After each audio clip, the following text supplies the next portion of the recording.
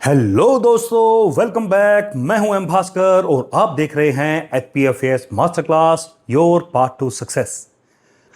अगर आप HPFAS entrance exam या डिपार्टमेंटल एग्जामिनेशन की तैयारी कर रहे हैं, किसी गवर्नमेंट डिपार्टमेंट में डीलिंग हैंड हैं, ड्राइंग एंड डिस्पर्सिंग ऑफिसर हैं, अकाउंट्स ऑफिसर हैं या गवर्नमेंट सर्वेंट हैं और जनरल प्रोविडेंट फंड के रूल्स को प्रैक्टिकली समझना चाहते हैं, तो आज का लेक्चर आपके लिए बहुत ही इंफॉर्मेटिव होने वाला है, क्योंकि आज हम डिस्कस करने जा रहे हैं general provident fund central services rules 1960 का सबसे क्रूशियल टॉपिक रूल 31 और rule 32 final withdrawal of GPF accumulations. हम सब अपनी सर्विस के दौरान हर महीने जीपीएफ में कंट्रीब्यूशन करते हैं, लेकिन एक बहुत बड़ा क्वेश्चन हर गवर्नमेंट एम्प्लॉय के माइंड में होता है और वो है जीपीएफ फाइनल विड्रॉल कब मिलेगा। क्या रिटायरमेंट के बाद मिलेगा? क्या रेजिग्नेशन देने पर मिलेगा? क्या इंटर डिपार्टमेंटल ट्रांसफर होने पर भी जीपीएफ मिल जाता है? What happens to the fund in case of dismissal? क्या गवर्नमेंट ड्यूज जीपीएफ से डिडक्ट हो सकते हैं? इन्हीं सब कॉम्प्लेक्स लीगल रूल्स को हम बिल्कुल सिंपल लैंग्वेज में एग्जैक्ट एग्जाम ओरिएंटेशन के साथ समझेंगे। तो पेन और नोटबुक निकाल लीजिए एंड लेट्स डाइव राइट इन। सबसे पहले आते हैं rule 31 final withdrawal of accumulation in the fund. Rule 31 की बेसिक फिलॉसफी है when does GPF become payable. Rule सिर्फ एक लाइन में बहुत बड़ी बात कह देता है। When a subscriber quits the service the amount standing to his credit in the fund shall become payable to him. In simple words इसका मतलब है जब गवर्नमेंट सर्वेंट गवर्नमेंट सर्विस छोड़ देता है तो उसके जीपीएफ अकाउंट में जितना भी अमाउंट है, यानी उसके मंथली सब्सक्रिप्शंस, उस पर अर्न इंटरेस्ट, मींस अकाउंट का पूरा एक्युमुलेटेड बैलेंस उसको पेएबल हो जाता है। यहां एक इंपॉर्टेंट वर्ड है क्विट्स सर्विस। डिपार्टमेंटल एग्जामिनेशन में इसी फ्रेज पर क्वेश्चन पूछे जाते हैं।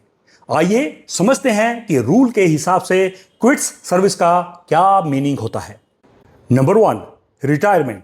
सबसे common example, mister Sharma 58 years की एज में सुपरनिएट हो गए या उन्होंने 20 या 30 साल सर्विस कंप्लीट करने के बाद वॉलंटरी रिटायरमेंट ली। उनके जीपीएफ अकाउंट में 24 लाख बैलेंस है। जैसे ही रिटायरमेंट इफेक्टिव होती है पूरा 24 लाख उनको पेएबल हो जाएगा, चाहे रिटायरमेंट ऑन सुपरनिएशन हो या वॉलंटरी।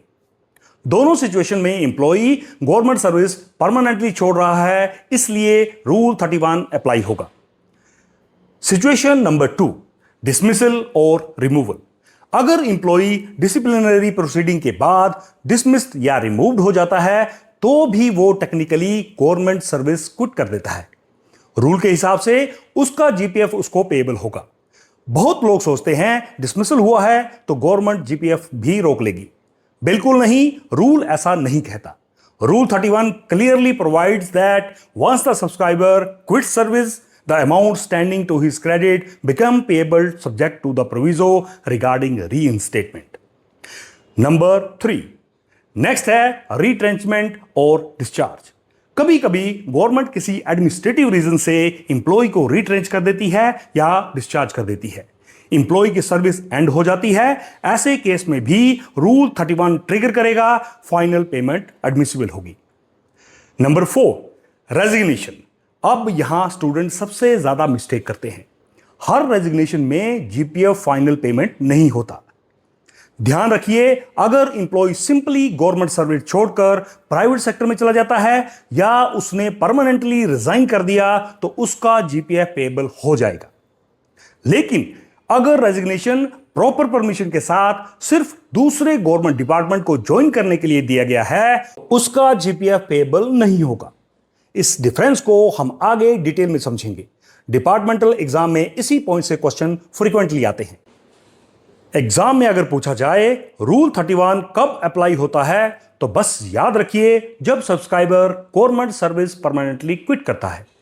लेकिन हर बार गवर्नमेंट सर्विस छोड़ने का मतलब जीपीएफ पेमेंट मिलना नहीं होता। कभी कभी जीपीएफ एम्प्लॉय को नहीं मिलता बल्कि ट्रांसफर होता है। इसी कंफ्यूजन को रूल 31 का एक्सप्लेनेशन क्लियर करता है। अब मान लीजिए आप सेंट्रल गवर्नमेंट में काम कर रहे हैं, कल आप किसी दूसरे गवर्नमेंट डिपार्टमेंट में ट्रांसफर हो जाते हैं। क्या गवर्नमेंट आपका जीपीएफ क्लोज कर देगी? क्या सारा पैसा बैंक अकाउंट में भेज दिया जाएगा? जवाब है नहीं। रूल का ऑब्जेक्टिव यह है कि जब सर्विस कंटिन्यूटी बनी रहे तो जीपीएफ अकाउंट भी कंटिन्यू रहेगा। इसलिए पेमेंट नहीं होती, बैलेंस ट्रांसफर होता है। चलिए जानते हैं वो 3 इंपॉर्टेंट सिचुएशंस जिनमें GPF is not paid but transferred. Situation number 1, transfer to another central government department. अगर सब्सक्राइबर सेंट्रल गवर्नमेंट डिपार्टमेंट के ही किसी दूसरे डिपार्टमेंट में ट्रांसफर हो जाता है जहां अलग पीएफ रूल अप्लाई होते हैं, तो उसका पूरा सब्सक्रिप्शन और इंटरेस्ट नए प्रोविडेंट फंड अकाउंट में ट्रांसफर कर दिया जाएगा। For example, Rahul ministry of health से मिनिस्ट्री ऑफ रेलवे में ट्रांसफर हुआ। नए डिपार्टमेंट में अलग प्रोविडेंट फंड रूल्स एप्लीकेबल हैं। राहुल को चेक नहीं मिलेगा बल्कि उसका जीपीएफ नए अकाउंट में ट्रांसफर हो जाएगा। Situation number 2, transfer to state government. अगर इंप्लॉय की ट्रांसफर सेंट्रल गवर्नमेंट से स्टेट गवर्नमेंट की पोस्ट पर होती है तो यहां भी कैश पेमेंट नॉर्मली नहीं होती। अगर स्टेट गवर्नमेंट जर्नल या स्पेशल ऑर्डर द्वारा जीपीएफ ट्रांसफर की कंसेंट दे दे तो पूरा बैलेंस नए प्रोविडेंट फंड अकाउंट में ट्रांसफर हो जाएगा। अब आते हैं सिचुएशन नंबर 3 पे, ट्रांसफर टू बॉडी कॉर्पोरेट और ऑटोनोमस ऑर्गेनाइजेशन। अगर कोई सब्सक्राइबर किसी बॉडी कॉर्पोरेट, ऑटोनोमस ऑर्गेनाइजेशन या पब्लिक एंटरप्राइज में मूव करता है तो यहां 2 पॉसिबिलिटीज होती हैं। नंबर 1, अगर ऑर्गेनाइजेशन एग्री करती है और सब्सक्राइबर भी चाहता है तो जीपीएफ बैलेंस नए प्रोविडेंट फंड अकाउंट में ट्रांसफर हो जाएगा। नंबर 2, अगर सब्सक्राइबर ट्रांसफर नहीं चाहता या फिर ऑर्गेनाइजेशन के पास अपना प्रोविडेंट फंड सिस्टम ही नहीं है तो पूरा अमाउंट सब्सक्राइबर को रिफंड कर दिया जाएगा। अब एक सुपर एग्जाम टिप, एक लाइन जो डिपार्टमेंटल एग्जामिनेशन में बार बार पूछी जाती है, resignation to take up another government post. We all know that normal cases में रेजिग्नेशन से पास सर्विस फॉरफिट हो जाती है, लेकिन as discussed earlier, in cases where resignation is with proper permission, without break in service और joining time भी admissible limits के अंदर हो तो इसे क्विटिंग सर्विस नहीं माना जाएगा बल्कि एक ट्रांसफर केस माना जाता है। यानी ये जीपीएफ फाइनल विड्रॉल का केस नहीं होगा। डायरेक्ट मल्टीपल चॉइस क्वेश्चन में ये लाइन बार बार पूछी जाती है। अब मान लीजिए mister Verma ministry of health से प्रॉपर चैनल के थ्रू रिजाइन करके कोई दूसरा गवर्नमेंट डिपार्टमेंट ज्वाइन करते हैं। ज्वाइनिंग टाइम भी एडमिसिबल लिमिट्स के अंदर है और उनकी सर्विस भी कंटिन्यूस है, तो अकाउंट्स ब्रांच को जीपीएफ फाइनल पेमेंट प्रोसेस नहीं करना चाहिए, बट उनका जीपीएफ बैलेंस ट्रांसफर किया जाएगा। यही इस सिनेरियो में रूल 31 का प्रैक्टिकल एप्लीकेशन है। दोस्तों, रूल 31 यहीं खत्म नहीं होता। अब एक ट्विस्ट वाला सिनेरियो देखते हैं। मान लीजिए किसी गवर्नमेंट सर्वेंट को सर्विस से डिसमिस किया गया और उसे रूल 31 के अंडर जीपीएफ फाइनल पेमेंट मिल गई, लेकिन बाद में कोर्ट या अपील के जरिए वो ऑफिसर रीइंस्टेट यानी वापस सर्विस में बहाल हो जाता है, तब क्या होगा? अब सवाल उठता है, क्या इंप्लॉय दोनों चीजें रख सकता है? एक तरफ गवर्नमेंट जॉब भी और दूसरी तरफ पहले से विड्रॉ किया गया जीपीएफ भी। रूल 31 का प्रोविजो कहता है, इफ गवर्नमेंट रिक्वायर्स, यानी अगर गवर्नमेंट चाहे तो उस इंप्लॉय को ऑर्डर कर सकती है कि वो पूरा पे किया गया जीपीएफ अमाउंट रूल 11 के अंडर प्रेस्क्राइब्ड इंटरेस्ट के साथ वापस फंड में डिपॉजिट करे। एग्जाम टिप याद रखिए, ये सेम रिपेमेंट प्रोसेस तब भी अप्लाई होता है जब कोई ऑफिशियल लीव परपेट्री टू रिटायरमेंट पर गया हो और वापस ड्यूटी पर लौट आए। यहां एक इंपॉर्टेंट बात ध्यान देने लायक है, रूल में लिखा है इफ रिक्वायर्ड बाय गवर्नमेंट, मतलब रिपेमेंट ऑटोमेटिक नहीं है। गवर्नमेंट या अथॉरिटी अगर रिक्वायर करेगी यानी चाहेगी तभी रिपेमेंट होगी। यह पॉइंट एग्जाम में एज ए ट्रिकी क्वेश्चन पूछा जा सकता है। अब जानते हैं कि रिपेमेंट कैसे होगी। डिसमिसल से रीइंस्टेट हुए ऑफिसर या लीव परपेट्री टू रिटायरमेंट से वापस आए ऑफिसर को रूल फ्लेक्सिबिलिटी देता है कि वो कैश में रिपे करे, सिक्योरिटीज में रिपे करे, पार्टली कैश और पार्टली सिक्योरिटीज में रिपे करे, या मंथली इंस्टॉलमेंट्स में अमलमेंट से रिकवरी करवाए। गवर्नमेंट अथॉरिटी सर्कमस्टांसेस के हिसाब से डिसाइड करके ये ऑप्शन दे सकती है। फ्रेंड्स, अब जो हम डिस्कस करने जा रहे हैं ये रूल का सबसे प्रैक्टिकल पार्ट है। आज गवर्नमेंट ऑफिसर्स का permanent absorption public sector enterprises और ऑटोनोमस बॉडीज में कॉमन हो गया है। रूल कहता है अगर इंप्लॉय बिना सर्विस ब्रेक के गवर्नमेंट से पब्लिक एंटरप्राइज, बॉडी कॉर्पोरेट या ऑटोनोमस ऑर्गेनाइजेशन में ट्रांसफर होता है तो जीपीएफ के रिगार्डिंग नॉर्मली दो ऑप्शन अवेलेबल होते हैं। Option number 1, transfer of GPF balance. अगर इंप्लॉय भी ट्रांसफर चाहता है और इंटरप्राइज भी एग्री करता है तो पूरा GPF balance subscription plus interest नए प्रोविडेंट फंड अकाउंट में ट्रांसफर कर दिया जाएगा। Option number 2, refund to subscriber. अब दूसरी पॉसिबिलिटी, या तो इंप्लॉय ट्रांसफर ही नहीं चाहता या इंटरप्राइज के पास प्रोविडेंट फंड स्कीम ही नहीं है। ऐसे सिचुएशन में रूल कहता है जीपीएफ बैलेंस सब्सक्राइबर को रिफंड कर दिया जाएगा। दोस्तों, सर्विस रूल्स में वर्डिंग को केयरफुली पढ़ना और समझना बहुत इंपॉर्टेंट है। ट्रांसफर तभी होगा जब इंप्लॉय भी चाहे और इंटरप्राइज भी एग्री करे। दोनों कंडीशन सेटिस्फाई होनी जरूरी है। कुछ गवर्नमेंट ऑफिसर्स जीपीएफ में नहीं बल्कि सीपीएफ रूल्स 1962 के अंडर कवर होते हैं। ऐसे ऑफिसर्स के लिए स्पेशल रिलैक्सेशन है। अगर इनका परमानेंट अब्जॉर्प्शन पब्लिक इंटरप्राइज में होता है तो ये अपना CPF corpus including government contribution नए इंटरप्राइज के प्रोविडेंट फंड में कैरी फॉरवर्ड कर सकते हैं, प्रोवाइडेड इंटरप्राइज इसके लिए एग्री हो। एक बार ट्रांसफर होने के बाद इंटरप्राइज के प्रोविडेंट फंड रूल अप्लाई होंगे, गवर्नमेंट के नहीं। ये पॉइंट डिपार्टमेंटल एग्जामिनेशन में डायरेक्ट ऑब्जेक्टिव क्वेश्चन बन सकता है। अब आते हैं रूल 32 रिटायरमेंट पर। फ्रेंड्स, रूल 31 और रूल 32 दोनों फाइनल पेमेंट के रूल्स हैं, लेकिन इनके ट्रिगर अलग अलग हैं। बहुत से एस्पिरेंट्स रूल 31 और रूल 32 में कंफ्यूज होते हैं। क्लियर डिफरेंस समझिए। रूल 31 तब अप्लाई होता है जब ऑफिशियल सर्विस क्विट कर चुका होता है, यानी फाइनल सेपरेशन। रूल 32 तब अप्लाई होता है जब ऑफिशियल अभी सर्विस में है लेकिन कुछ स्पेसिफिक सिचुएशंस में है, यानी इंप्लॉय ने टेक्निकली अभी सर्विस क्विट नहीं की है बल्कि रिटायरमेंट प्रोसेस के फाइनल स्टेज में है। यही सबसे बड़ा डिफरेंस है। जानते हैं वो स्पेसिफिक सिचुएशंस क्या है। Situation number 1, leave preparatory to retirement.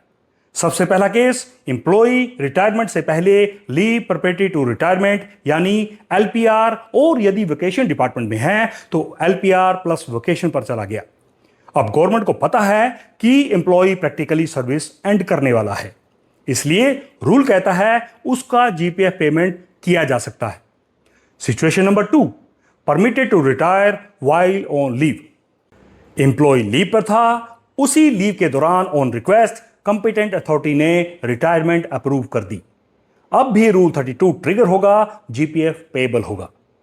Situation number 3, declared medically unfit. Suppose employee leave पर है, मेडिकल बोर्ड डिक्लेयर कर देता है कि इंप्लॉय फर्दर गवर्नमेंट सर्विस के लिए मेडिकली अनफिट है। इस सिचुएशन में भी रूल 32 के अंडर जीपीएफ पेएबल हो जाता है। इंपॉर्टेंट डिफरेंस नोटबुक में लिख लीजिए। In rule 31 service ends first, payment follows, and in rule 32 retirement process begins, payment starts before final retirement. यही इन दोनों रूल्स का एसेंस है। अब एक इंटरेस्टिंग सिचुएशन इमेजिन कीजिए। Employee leave preparatory to retirement पर गया, जीपीएफ पेमेंट ले ली, लेकिन किसी रीजन से गवर्नमेंट ने उसको ड्यूटी पर वापस बुला लिया।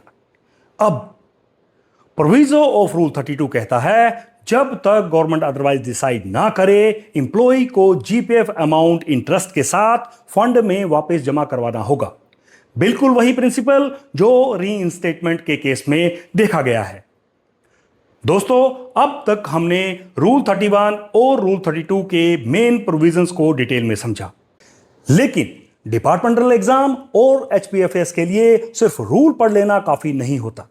एग्जामिनर्स बहुत बार गवर्नमेंट ऑफ इंडिया डिसीजन से क्वेश्चंस पूछते हैं। अब जो टॉपिक हम कवर करने जा रहे हैं वो एचपीएफएस और डिपार्टमेंटल एग्जाम का एब्सोल्यूट फेवरेट क्वेश्चन है। क्या गवर्नमेंट अपने आउटस्टैंडिंग ड्यूज जीपीएफ से रिकवर कर सकती है? बहुत लोग इसका जवाब यस देते हैं, बट रूल और लॉ पोजीशन क्या कहती है, चलिए जानते हैं। Government of India decision clearly कहता है कि section 3 subsection 1 of provident fund act 1925 के अकॉर्डिंग गवर्नमेंट सब्सक्राइबर के जीपीएफ अकोमोडेशन में से कोई भी गवर्नमेंट ड्यूज या लोन या लॉस डिडक्ट नहीं कर सकती, चाहे सब्सक्राइबर या नॉमिनी ने इसकी रिटन कंसेंट ही क्यों ना दी हो। Even government of India decision यहां तक भी कहता है कि अगर किसी पोस्टल क्लर्क या ऑफिशियल ने मनी ऑर्डर या गवर्नमेंट कैश मिस अप्रोप्रिएट यानी गबन भी किया हो और वो डिसमिस हो गया हो, तब भी उसके जीपे बैलेंस से मिस अप्रोप्रिएट अमाउंट एडजस्ट नहीं किया जा सकता। Why such protection? अब सवाल आता है, आखिर जीपीएफ को इतनी प्रोटेक्शन क्यों दी गई है? इसका रीजन बहुत सिंपल है। जीपीएफ कोई गवर्नमेंट ग्रांट नहीं है, यह एम्प्लॉय की hard earned life time saving है। हर महीने एम्प्लॉय ने अपनी सैलरी से कंट्रीब्यूशन किया, उस कंट्रीब्यूशन पे इंटरेस्ट मिला, इसलिए लेजिस्लेचर ने प्रोविडेंट फंड एक्ट के थ्रू इस अमाउंट को लीगल प्रोटेक्शन दी। यह प्रोटेक्शन एम्प्लॉय और उसके परिवार की फाइनेंशियल सिक्योरिटी के लिए है। अब हमारा ऑब्वियस सा अगला सवाल आता है, गवर्नमेंट अपनी मर्जी से रिकवरी नहीं कर सकती और अगर सब्सक्राइबर या नॉमिनी अपनी कंसेंट दे भी दे तो भी रिकवरी नहीं होगी। तो रिकवरी का सही प्रोसीजर क्या है? यहां रूल बात करता है टू सेपरेट ट्रांजैक्शंस की। रूल इंडिकेट करता है अगर सब्सक्राइबर या नॉमिनी रिकवरी देना चाहता है तो इस ट्रांजैक्शन को 2 स्टेप्स में कंप्लीट किया जाएगा। पहले पूरा जीपीएफ बैलेंस बिना किसी डिडक्शन के इंटैक्ट पे करो, उसके बाद अगर सब्सक्राइबर या नॉमिनी विलिंग है तो सेकंड ट्रांजैक्शन के रूप में गवर्नमेंट ड्यूज रिकवर करो। पेमेंट और रिकवरी कभी भी एक ट्रांजैक्शन नहीं होनी चाहिए, दोनों को मिक्स करना इलीगल है। नो ड्यू सर्टिफिकेट के बिना जीपीएफ रोकना गलत है। अब अगला इंटरेस्टिंग क्वेश्चन, अगर एम्प्लॉय की डेथ हो जाए और जीपीएफ नॉमिनी को मिलना हो तो क्या उस नॉमिनी के डेथ से भी जीपीएफ प्रोटेक्टेड रहेगा? क्या नॉमिनी को भी हर केस में 100% इम्यूनिटी मिलेगी? आंसर थोड़ा सरप्राइजिंग है। यहां आता है rule 31 government of India decision, nominees liability after subscriber death. इसे हम 2 सिनेरियोज में देखेंगे। Scenario 1, subscribers pre death debts. Subscriber की डेथ से पहले के डेट्स और लायबिलिटीज पर सेक्शन 3(1) की फुल प्रोटेक्शन मिलती है, फंड्स प्रोटेक्टेड रहेगा। Scenario 2, nominees post death debts. Subscriber की डेथ के बाद अगर नॉमिनी ने कोई डेट या गवर्नमेंट लायबिलिटी ली हो तो वो इम्यूनिटी अप्लाई नहीं होती। नॉमिनी को मिलने वाला जीपीएफ बैलेंस कोर्ट द्वारा अटैच हो सकता है और गवर्नमेंट ड्यूज के अगेंस्ट सेट ऑफ किया जा सकता है। की डिस्टिंक्शन याद रखिए, सब्सक्राइबर के मरने से पहले के डेट्स प्रोटेक्टेड हैं, लेकिन सब्सक्राइबर के मरने के बाद नॉमिनी के अपने डेट्स प्रोटेक्टेड नहीं हैं। आइए क्विक रेफरेंस टेबल देखते हैं। पूरे रूल्स को एक टेबल के थ्रू आपके रिवीजन के लिए सामने दिया गया है। Use this table for quickly determining whether GPF is paid to the subscriber और transfer to another account. You can take its screenshot for last minute final notes. Universal golden rule हमेशा याद रखना, section 3(1) of provident fund act 1925 prohibits any deduction of government dues or misappropriation from GPF final payment. But this immunity is only limited to subscribers pre-death deaths. चलिए अब rapid fire revision करते हैं। Question number 1, rule 31 किस situation में apply होता है? Answer is when subscriber quits service. Question number 2, क्या transfer cases में पेमेंट होती है? Answer is no, balance transfer किया जाता है। Question number 3, what in case dismissed employee reinstated? The answer is repayment of GPF amount is to be made along with Rule 11 interest if required by government. Question number 4. क्या government dues GPF से recover हो सकते हैं? No, never. Immune under section 3(1) of provident funds act 1925। Employees consent दे दे तब भी नहीं।